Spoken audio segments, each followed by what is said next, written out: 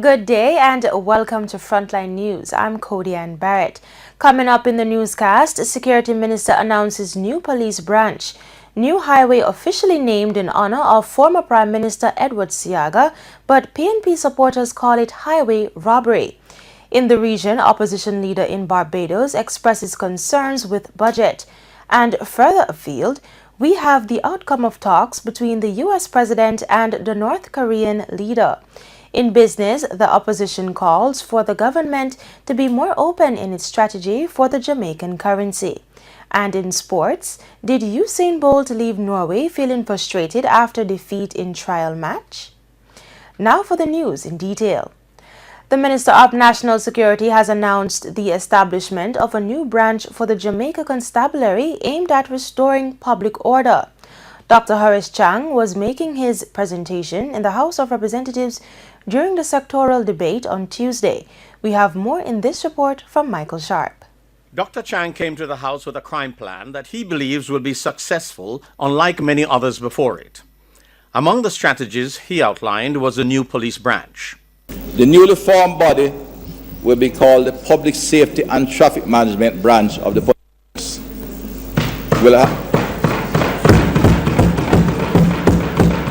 The Commission will, of course, flesh out the details.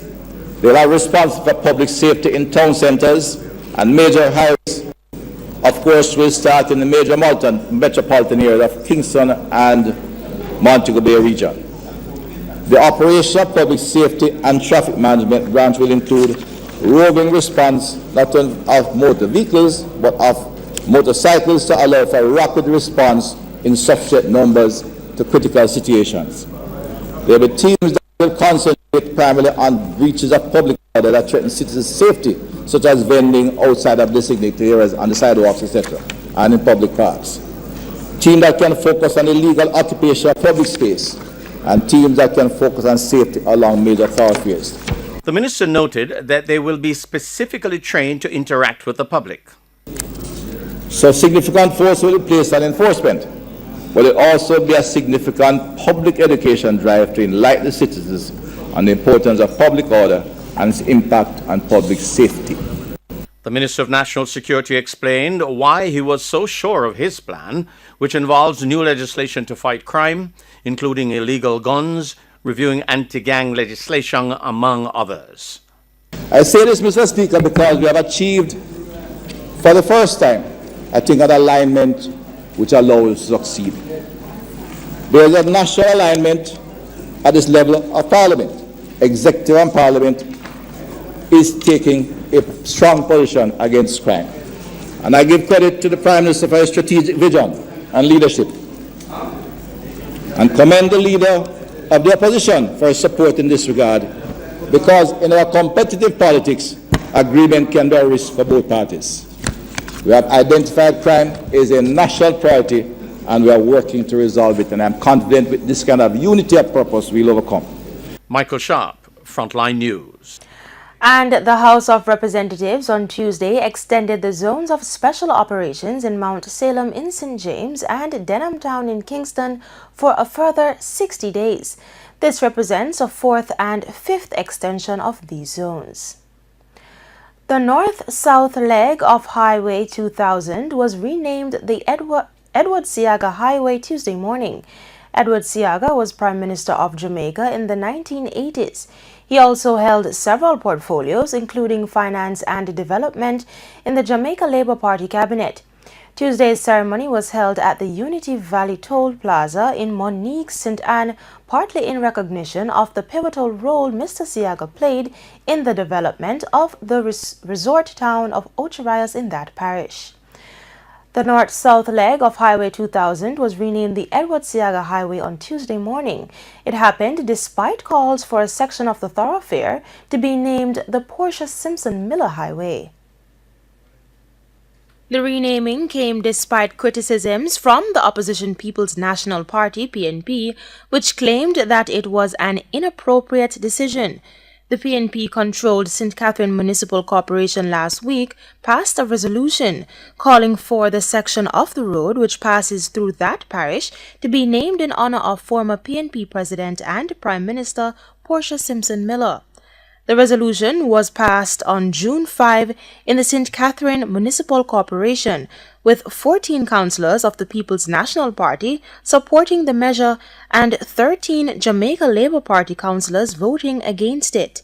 The government did not relent, however, and went ahead with the naming of the full length of the highway in honor of Mr. Siaga. Earlier, the parliamentary opposition declared that it would not attend the event.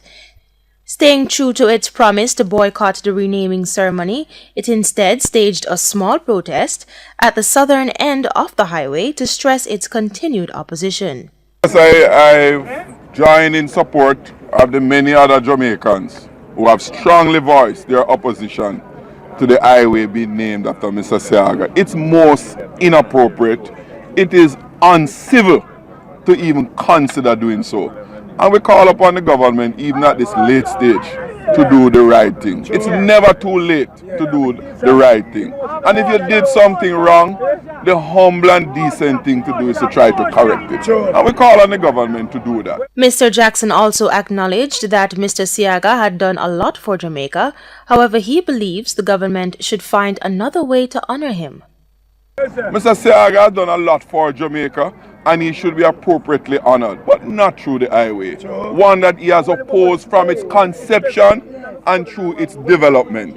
Find something else appropriate to name after Mr. Siaga, and we will give full support to it. So we call on the Prime Minister, as the leader of the country, to do the right thing. He must assert leadership. He must assert effective leadership to have the right thing done. And that's how our position is. He also stated why he and his party think Mrs. Simpson Miller would be a better fit. Again, we said Mrs. Simpson Miller, in her tenure, has negotiated the financing for the completion of the highway, have facilitated the construction of the highway, among other things. And in her honor, it would be most appropriate that that be done. But for now, the immediate objection is against it being named after Mr. Siaga, which is most inappropriate. Edward Siaga was Prime Minister of Jamaica from 1980 to 1989. He held several portfolios, including finance and development, in the Jamaica Labour Party cabinet of 1962 to 1972. The renaming ceremony took place Tuesday morning at the Unity Valley Toll Plaza in Monique, St. Anne. A tragic accident at the JPS Rockford plant, which claimed the life of Odine Wood recently, resurfaced in the House of Representatives on Tuesday. There was also a call for government to protect contract workers. More in this report from Michael Sharp. 34-year-old Odine Wood was a victim of a blast that resulted in third-degree burns to over 90% of his body, and his subsequent death 3 weeks later.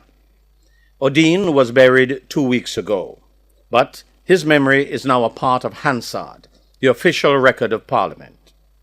Unfortunately, he was classified as a contract worker and therefore not entitled to benefits that would have normally flowed were he employed as a non-contract worker.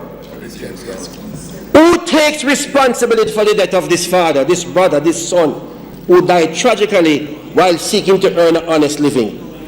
Too many Jamaican workers in the BPO sector, the tourism sector, the construction sector, our security guards have been caught up and being exploited in this unfair system of contract work, and the practice is expanding. Mr. Daly pointed to the denial of benefits to these workers and called on government to enact legislation to stop this form of exploitation.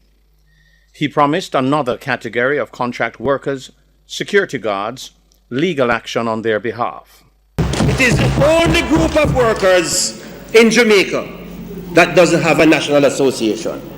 Secondly, the opposition will be going to court to seek a declaratory judgment to determine whether our security guards are contractors or workers.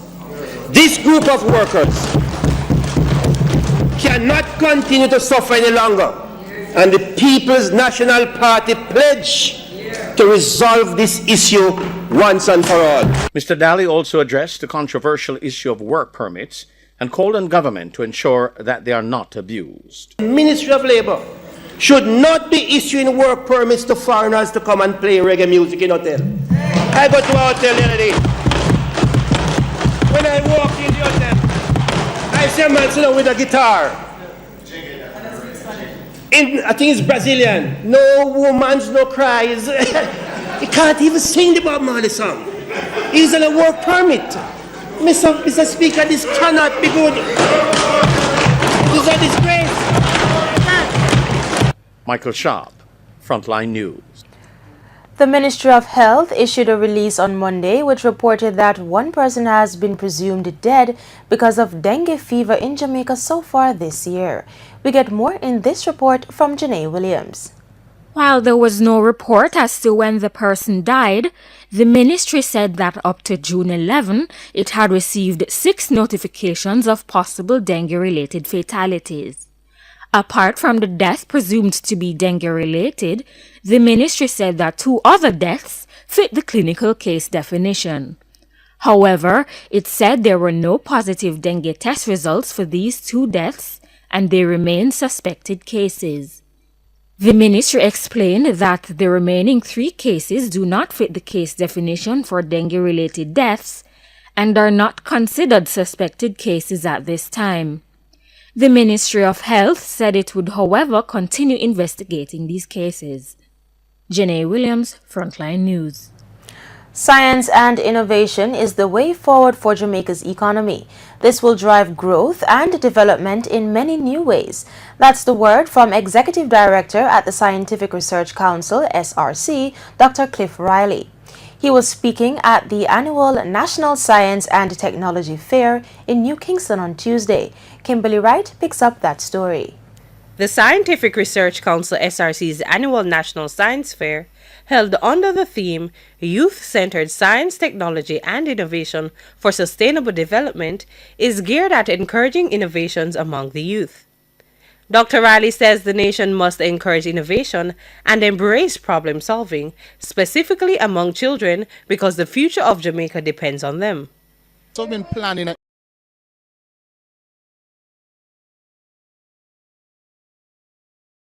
the prototypes today. We have the students doing their pitches. We have the recognition ceremony today. But the bigger component of this project is the business support program, which will unfold in July. So the first, second, and third place winners in all categories will be incorporated within that business development program, where they will be working with mentors. They'll be taught how to pitch their business ideas, how to present their prototypes to possible investors, as well as to develop their business plans, how to communicate their ideas, to see how many of these projects can actually go to market. So that is one of the more important components of this actual program, because it's not just a project, it's not just a fair, it's an entire program to stimulate innovation and innovation among the youth. Coordinator of the Science and Technology Unit at the SRC, Amanda McKenzie, explains that though planning and preparing were not easy, they were certainly rewarding. It has been a tremendous journey, starting from the pre-event activities. So we'd have held workshops for teachers and students, as well as ideation sessions. And for those 2 activities, we had over 350 teachers and students at the primary, secondary, and tertiary level participating. So as you can imagine, quite a bit would have gone into that. But we are very pleased with the result today. It would have shown that we'd have done some things right leading up to the event. And I just want to emphasize that these activities that are prepared teachers and students for today and beyond that, because as I'm sure other persons would have pointed out to you, we are about building capacity for our teachers and students. We want to ensure that whatever is on display today can go on to a higher level of commercialization, because we want our youngsters to be more than just consumers. We want them to start thinking about business opportunities and how they can create this for themselves, and employment opportunities as well. The innovations varied for students representing 20 schools, showcasing 36 projects at the primary, secondary, and tertiary level. Manager of the project, Marcia Henry, who was one of the judges, says the young people have definitely shown talent and innovation. We have seen a range in terms of innovation. There are some where the students just did what their teacher said they should do and didn't do much research. But we found that there are schools that have applied the scientific principles where they have designed a hypothesis. What problem is it that they want to address? And they did the methodology, they did their research, they analyzed the data and can come up with some substantial conclusion. What we found for some schools where they have used waste material in assisting the communities in running it. I don't want to give away their idea because I think it is good. It's a good business idea and I don't want to say much about it. But I have seen pretty innovative ideas that can become products on the market that Jamaica can use in addressing waste products. Dr. Riley says though the SRC team faced several challenges, it is proud of the science and technology solutions developed by the students. So we had some challenges in terms of participation from the different schools. But at the end of the day, we have 35 submissions now, and we know next year, based on the success of this event, as we're seeing now, we should have far more. But we want to accommodate at least 100 entrants from different schools across Jamaica. So one person to understand that there's an avenue to apply the sciences for your students and your children to demonstrate what they know about the sciences and how they can pitch ideas to solve problems, and there are due rewards in place as well as programs that can benefit them in the long run in terms of they being impactful entrepreneurs and very beneficial persons in terms of their business productivity and how they can impact the national development. Kimberly Wright, Frontline News. The Pharmaceutical Society of Jamaica, PSJ, says it is concerned about the sale of counterfeit medicines locally. Recently, the police raised an alarm about a growing black market of fake medicines on the island. Last month, one of the world's largest pharmaceutical companies, Pfizer, expressed concerns that some pharmacies in Jamaica are selling counterfeit versions of its flagship drug Viagra, which is used to treat erection problems. The association is warning the public that counterfeit medicines can be toxic, and pharmacists are vital in ensuring the safety of medication used by patients.